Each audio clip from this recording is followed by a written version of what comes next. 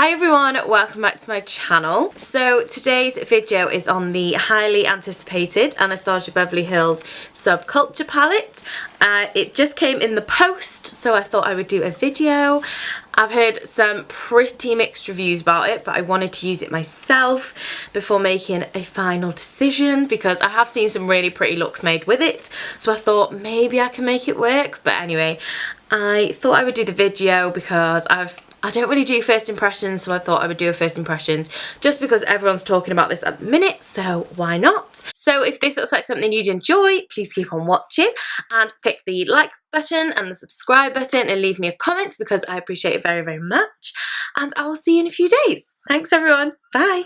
Okay, so the palette just looks like this and it's got that velvety kind of texture that I don't even know if this is velvet, but I'm going to call it velvet. Yeah, it's that kind of texture that the Modern Renaissance one had. And this is what it looks like inside. It's very, very pretty. I really like the colours because it's not like your standard palette. And yeah, I'm all about that. And then you get a nice little brush with it as well. I always like the brushes that you get with higher end palettes because they're not just like rubbish brushes, they're like actual brushes you can use, so you know, that's good. So what I'm going to do is I'm just going to do my brows and prime my eyes, and then I'm just going to do an eyeshadow look, tell you my first impressions, and then at the end I'm just going to tell you my overall opinion, but in no way or shape or form am I an expert. This is just what I think, and obviously I'm going to compare it to the Modern Renaissance and let you know. Okay, so let's get into it. Okay, so to start this look off, I'm going to take the shade Dawn. Oh my god. Whoa. And then I'm just going to run this through the crease using a fluffy blending brush.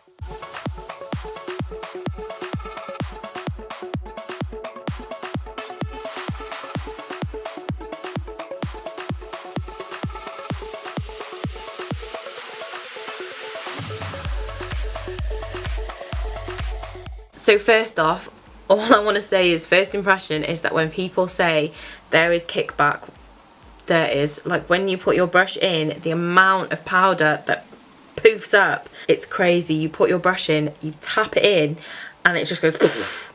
It's mad. I've never seen anything like it. But so far, this eyeshadow has blended fine, so we'll see how it goes. And then I'm just going to take this mustardy yellow shade called Edge and also run this through the crease.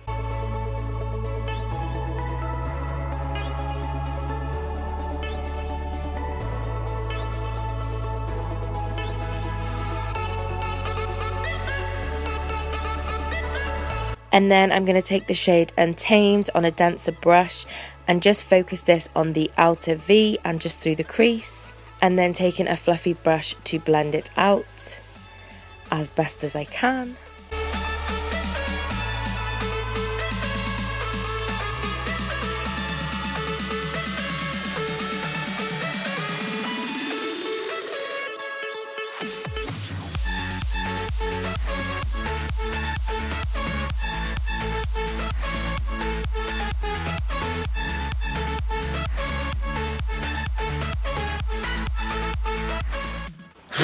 Okay, so everything was going fine until I put the shade Untamed onto the eye, and I'm definitely getting some blending problems. It's not the worst thing in the world, but you know, you have to work at it, and I don't know, we'll see how it goes. We'll see how it goes.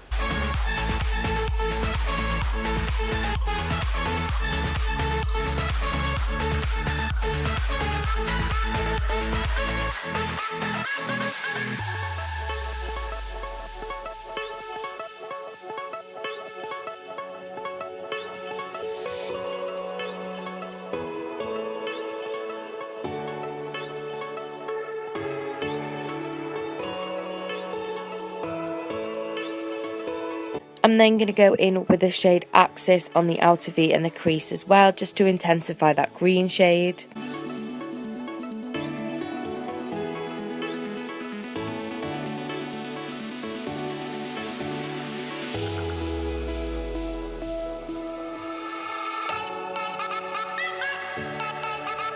Well, they're definitely pigmented, that's for sure. And then I'm just going to take some concealer and just cut out half the crease as normal.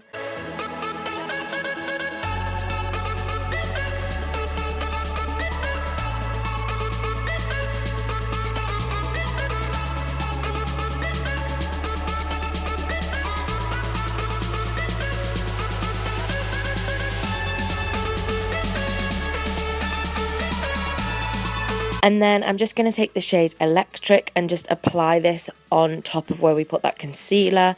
And I haven't applied any Fix Plus or any water or anything, so this is just a completely dry brush.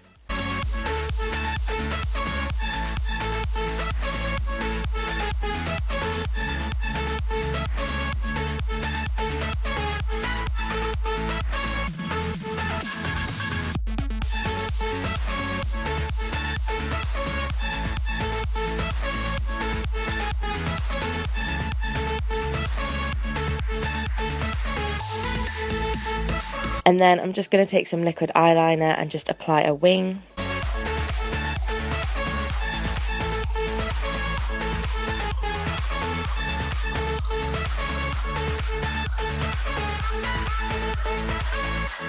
And then I'm just going to take the L'Oreal Lash Paradise Mascara and apply a few coats to my lashes.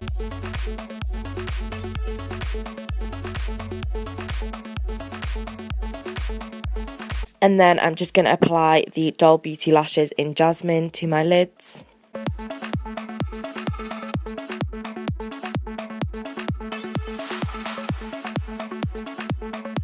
And then I'm just going to take this duochrome shimmery shade called Cube to highlight my inner corner and my brow bone. It looks white on screen, but it has got like a pinky reddy undertone, so just beware when you're highlighting. So overall, I don't think that actually was that bad. I'm just going to do my other eye and the rest of my face, and then I will be back to let you know what I thought. So yes, I'll be back in a second. So this is the finished look. I really hope you guys enjoyed. Overall, I actually was pleasantly surprised by the palette because so many people have been saying bad things about it, like saying that it's really hard to blend and stuff and that it's just a total fail, but I actually don't think it's a total fail. Obviously, it's nowhere near the Modern Renaissance, but like the Modern Renaissance is like really good. So it had a lot to live up to, let's be honest. There is a lot of kickback when you put your brush in, like it is crazy. Like it's like nothing I've ever seen before.